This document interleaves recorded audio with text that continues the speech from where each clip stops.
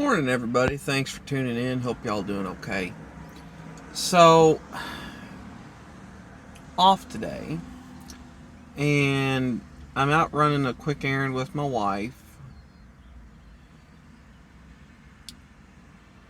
Had to stop at a gas station that I normally go to. It's on my way into work, right on the route. One turn, 300 feet, and I'm in this gas station parking lot. Go there all the time. Great place to get your morning coffee on the way into work. Get gas, all that stuff, just conveniently located. Now, I gotta be to work at 6 a.m., and that's like at work, at my location of work, ready to do work. So, I do tend to get up there pretty early. I get up there with,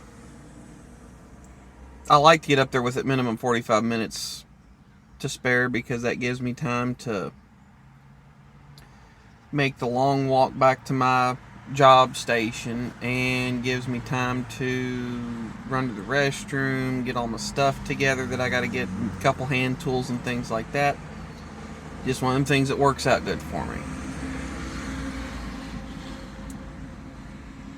So I'm driving past this gas station that's en route to my job between 4:30 and 4:45 in the morning.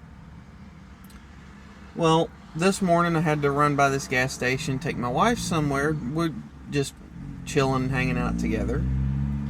And there was a sign on the gas station. At the door we went in, she had to use the restroom.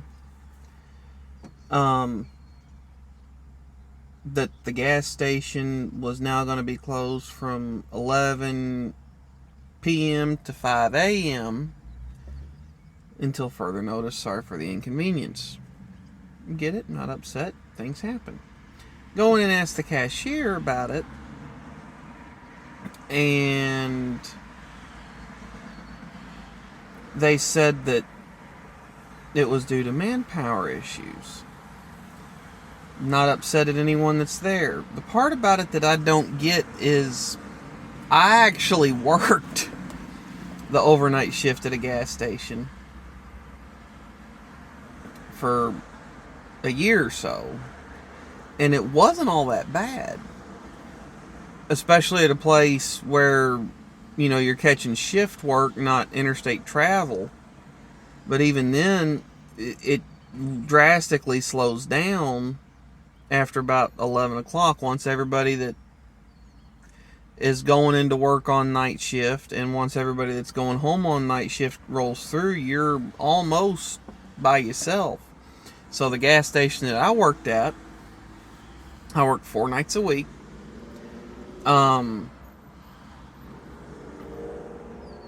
They had another guy come in on the nights that we got deliveries, so that the two of us could, so one of us could do the normal gas station stuff, the other one could put up the truck. Well, the way that night shift work is, once things kind of died down around 11:30 to midnight, you'd start cleaning a few things. You'd go through, you'd clean up the soda machine. You'd clean up the cappuccino machines. You'd clean up the coffee area. You'd take out all your trash. Clean the roller grill.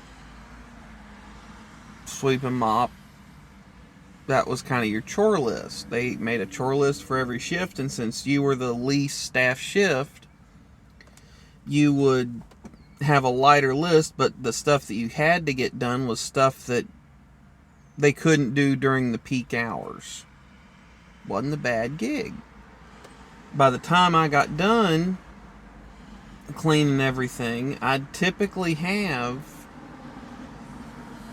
an hour or two where there was nothing going on in the gas station before people started coming in for breakfast. And so about 4 in the morning, I'd start making coffee, getting all that together, My shift ended at 6 in the morning. You know, you get the early risers or long distance commuters, get them taken care of. The breakfast people, the food service people, they'd show up about, I think they show up at like 5 in the morning, so I had to do a little bit of food service stuff in there.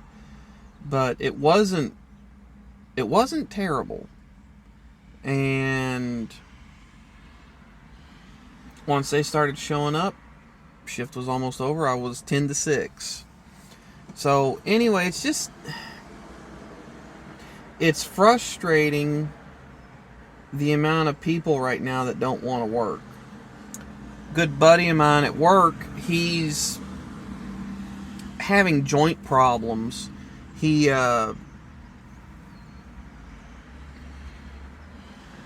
messed up his arm doing a job, and every once in a while doing certain things, it just inflames the issue. So he decided that with all the jobs on the market right now, that he would go ahead and go job hunting to find something where he's not doing as strenuous work.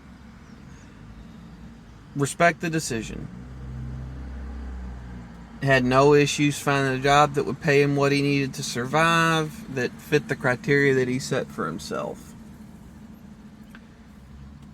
And he basically, his whole thought process is, this is the best time since I've had my injury for me to go find a job, because I can almost set my own demands. And he's working in the automotive sector still. He'll be working in a dealership, and they're even offering him the possibility of telecommuting. He went in there and said, I want this many weeks of vacation a year. They didn't bat an eye. He's like, here's what I need money wise. They didn't bat an eye. He starts, I think, next week. So it's just wild to me that there's 8 to 11 million jobs available right now, and no one's wanting to take them. I'll be glad when things make a turnaround. And here's the part about it that kills me, is there's a lot of people, like through the majority of the pandemic, I work night shift. And a highly convenient time for me to do stuff was on my nights off during nighttime. Getting stocked up for the week on stuff from my cooler at work, drinks and whatnot. It was very convenient for me to go out after everybody went to bed on my night off, run to Walmart or someplace real quick, do my shopping, come back home. I didn't miss out on time with my wife or my family. Life was good. Can't do that no more. Hardly any place is 24 hours, but there's still so many hardly any retail place is 24 hours anymore, but there's still so many 24-hour operations going on. And so you've put more demand on people that are night workers to get their stuff done, because now they've got to do it during the daytime, either before they go into work, stay up a little bit after they get off work, or do more on the weekends, versus being able to easily get it done during their work week or during their normal waking hours. Just frustrating to me. So that's all I got. Thanks for tuning in, folks. Catch y'all next time. Stay safe.